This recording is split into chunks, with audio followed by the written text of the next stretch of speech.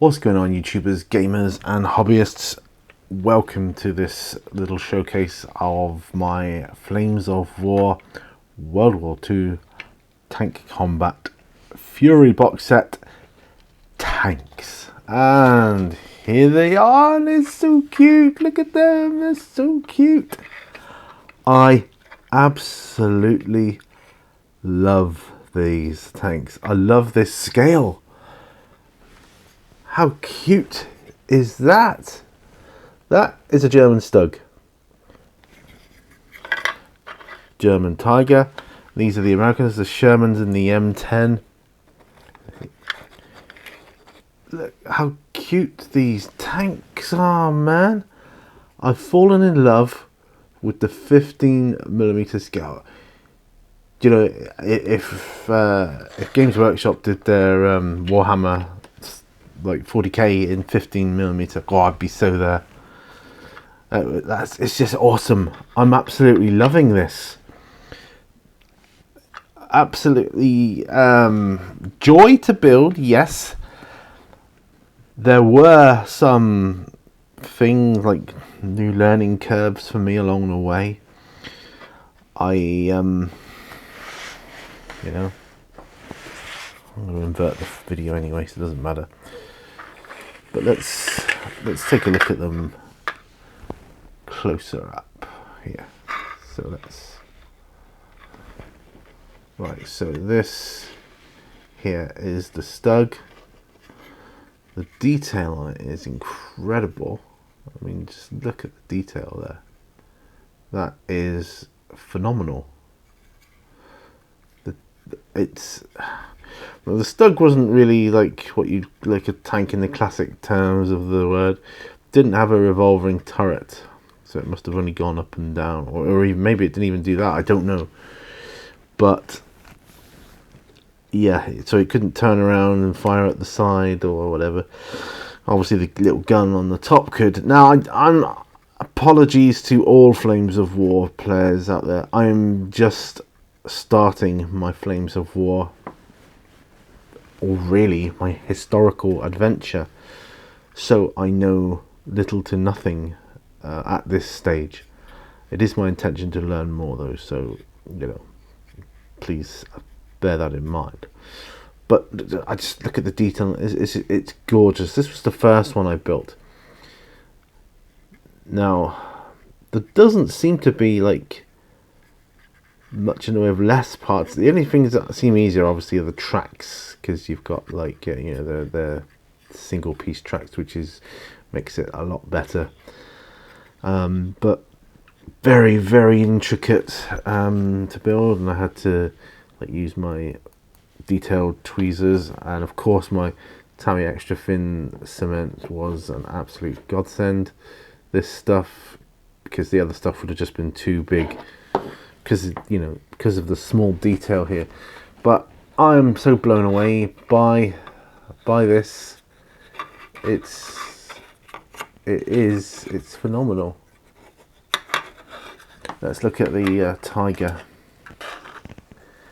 Look at the Tiger tank there now, and look at that. Oh. The tops, they come off so they can swivel around, and then obviously the extra details, the extra spare track put on there. Put like a gasoline tank on the back there as well. I've done that on all my tanks because I figure, well, you know, they would be needing their spare fuel, and that. I love this scale. Brilliant. It was a bit more fiddly to build. I found the guns a bit difficult at times to get the I don't know what they're called, the bits that move up and down for the guns, to get them right. But anyway, there you go. I did this Sherman tank here. I didn't put any side skirts on this one. Didn't want it to have side skirts on. But this is how it comes. Yeah. Put a little guy in this one. A little commander guy. He's got the gun as well there. He can be firing off to the side. So that's the smaller one. That is the, just bear with me, that's the 75mm gun. And also I've got the 76mm gun version there with the different top. Now I know some of you, especially people like Fog of War and people like that out there, you're so knowledgeable about all this, and I might have even modelled this bit wrong in the middle here, but you can't really tell. It's obscure enough, I think, to get away with. And you know, there are probably people out there going to be saying, "Oh, that's late war, that's mid-war, that's early war." You know, to me, it doesn't matter at this stage, because what I'm doing is I'm learning the Fury box set starter rules. So I'm going to be using said tanks here. I'm guessing you get an extra tank on the American side, because it kind of evens it out a bit, because these tanks are a bit like superior, or at least that one is. Looks like it to me, doesn't it to you? They've got stat cards, so I can look at that in another video. But I learned a lot about building in this scale. One, I really love the scale, far more than I ever thought I would. And being in this smaller scale, it's going to give me lots of options and advantages as well. One of which is going to be storage. It's going to be easier to store these because they're so small. Two, the value for money for this set. I mean, it's so cheap. This scale is so cheap, and this game is so cheap. And do you know, when they went from 3rd edition to 4th edition, everybody that had bought 3rd edition rulebook could take their rulebook in and get like a stamp or coupon, and so that they could be issued with a free version 4. So, you know, it's a good company, Battlefront Games. Good company, it would seem, really care about their players. I just love these little plastic kits. And now I know that in the future I'm going to come across resin and metal combinations. But you know, these plastic ones are phenomenal, though. Absolutely phenomenal. I just look at them, they're so cute. I love them. Give them little nicknames. Next challenge for me will be to work out painting them. So airbrushing seems like a good option. Yeah, get them done quickly. But what colours exactly? I know kind of USA is kind of an olive drab, and that's kind of the colour of the plastic it is at the moment. I've got to get some decal sheets though, some Flames of War American and German decal sheets, because obviously I want to put some decals on them. I want to get that nice and done, and hopefully they'll look the business then. That'll just be amazing. So this is my first little go, and so I'm going to be learning the rules now. And I've got the quick start rule set to get me up and running, so I will actually be looking at running through the rules before I actually start painting them as well. And then it's a question of what I'm gonna put them on. Possibly something like this, you know, to get like one side, and obviously I'll take the gun turrets off and paint them all separately, etc. I want to do a really good job on this, and so yeah, this is my new love.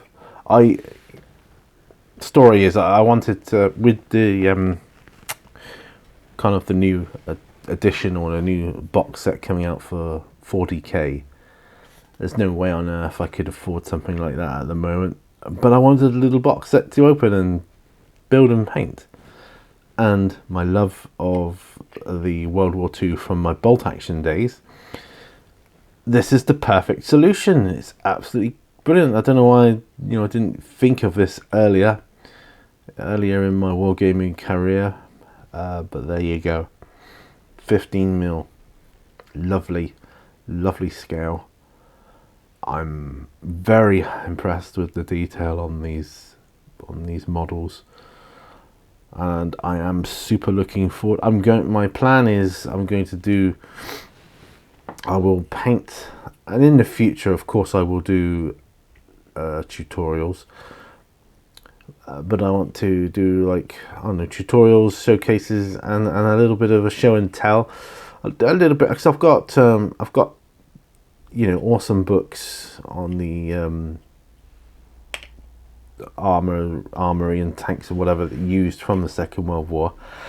I can give a little bit of history about it as well, and background. I think that would be interesting, and it will enable me to learn something, and hopefully you can as well. Don't know what ones I'll start with, just whatever takes my fancy, whatever one I want to start painting up first, I guess. And so yeah, I have a feeling it'll be this Stug, because it's the first one I built. But yeah, so that's it. That's the Flames of War starter set. That's what you get. It's a very rough assembly guide here. If I could say anything though to Battlefront, it would be have detailed assembly guides in here, because relating to parts on the sprue. Because here it says, for more information, visit the Flames of War. It's got like the website to go to. As a starting player, you don't want to have the the trouble of having to do that. You just want to get building and playing straight away. So that would be the only thing I would say to them. Include the more detailed assembly guides in with the basic assembly instructions, or replace the basic assembly instructions with some more detailed ones. That would be my only little gripe. Wasn't too bad, because I'd like to think I'm a fairly experienced hobbyist anyway. But the scale was new to me. The setting, although I liked bolt action before, I never really got to learn too much about it, which is what I want to do for this edition. So brand new people coming into the hobby, I suspect, would possibly have a little bit of an issue with assembling. It seemed more vital to me what order you built the smaller parts, because it's so fiddly. Building something in the wrong order made the difference between making it more fiddly or impossible because it's so small. But that would be my only little gripe. But I enjoyed working it out. I've kind of worked out roughly the order in which you build a 15mm tank now, starting with the chassis, then the tracks, and like the gearbox and the backplate and so on, and working up. But yeah, so they are my tanks from the Fury starter box set, and expect to see more on them in the future. Thanks ever so much for watching. Remember, all brushes lead to war, and I'll see you on the next video. Bye for now, folks. Bye bye.